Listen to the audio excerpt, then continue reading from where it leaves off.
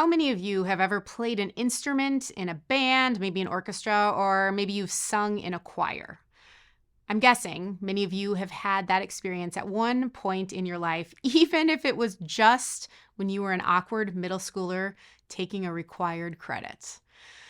I can remember when I joined the band in sixth grade with my clarinet in hand, and our band teacher had a rotation where she would pull the clarinets out of class for 20 minutes or so every few weeks to give us a lesson on our own. It was just a small group of instruments, and we were working on our own parts. So the teacher, she could help us learn the notes, and of course, she hoped we would work on them at home at 2.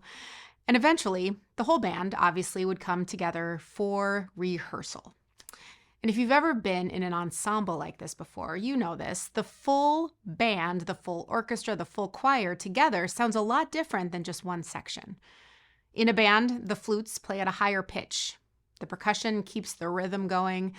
The trumpets can pierce through everything with a melody that the whole audience can hear. Now, let's just say you were to poll an entire band and ask them, which of your sections plays the most important part?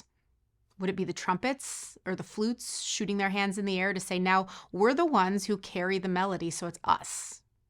Would it be the drummers who'd say, now listen, you can't do this without us. You need us to keep that steady beat going throughout the entire song? Maybe it would be like me, the second clarinets, who would say, somebody needs to play those long, boring notes the whole time to keep things balanced. All of the instruments could no doubt make their case for being the most important. But eventually, when it comes time for the concert, everyone has to acknowledge they need each other for any given piece of music to be complete. Over the next 5 sessions, we're looking at the span of 1 Corinthians chapters 12 through 14. And this idea of a whole ensemble coming together in unique ways, but not with one part having priority over another, is a helpful image for us to use throughout these chapters. Or if that's not really your thing, don't let that deter you. You could think about a soccer team instead. Sure, you need the striker to score the goals, but don't you also need your goalie to prevent the other team from scoring? If my team scores 2 goals, but my team's goalie prevents the final goal from being scored, who is more valuable, so to speak?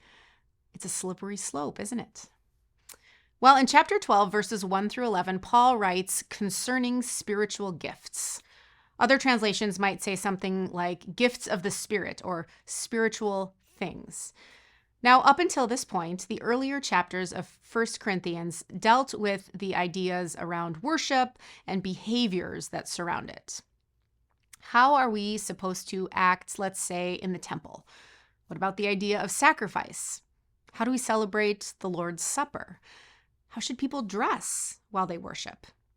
Even how do we treat relationships with those closest to us, and also have an idea of a moral compass in relationship to the teachings of Jesus?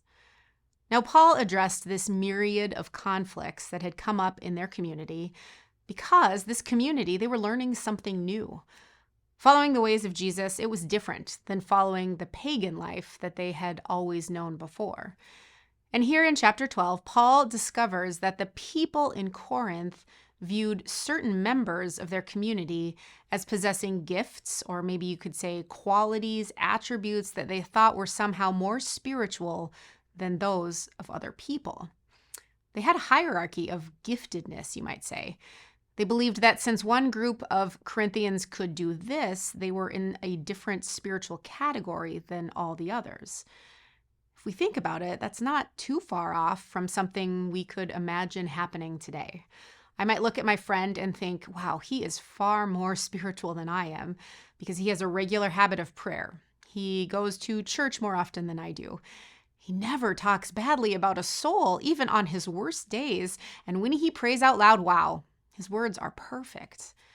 So when I compare myself to this friend, looking at these specific actions, these specific qualities, then I determine that I'm less spiritual.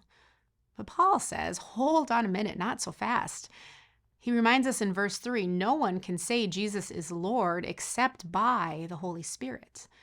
So before you start creating some sort of ranking system, you need to remember that God is God. You are not. This is different. This Jesus is different than the pagan temples where you had priests who received a favor from a certain god over another god. Paul says, the only reason any of us can pray or act or listen or believe in a certain way is because of the Holy Spirit who is working through each of us in a unique way, but with equal power. It's not a matter of one person checking certain things off a list and then earning a privilege to be more godlike than her neighbor. That is not how a community of believers functions. As you read verses 4-7, notice how Paul uses the words same. He uses the word common. There's the same Spirit, the same Lord, the same God. It's the common good, he says, that we should be looking at, not the so-called perfection of my spirituality. Hierarchy, it's always our default. We're humans. We crave to be the ones in power, the ones who have the more important role. But once we get to that band concert, that choir concert, back to that soccer field or the volleyball court, we each play our part, and it doesn't take long to realize as we work our way through our music, through our game, that there's no way around it. If we're going to be at our best, we need each other. So here are a couple of questions for you as you read through this section of 1 Corinthians. Number 1, what groups have you been a part of where each section or each person played a unique role? And number 2, what does prioritizing the common good even look like in your life?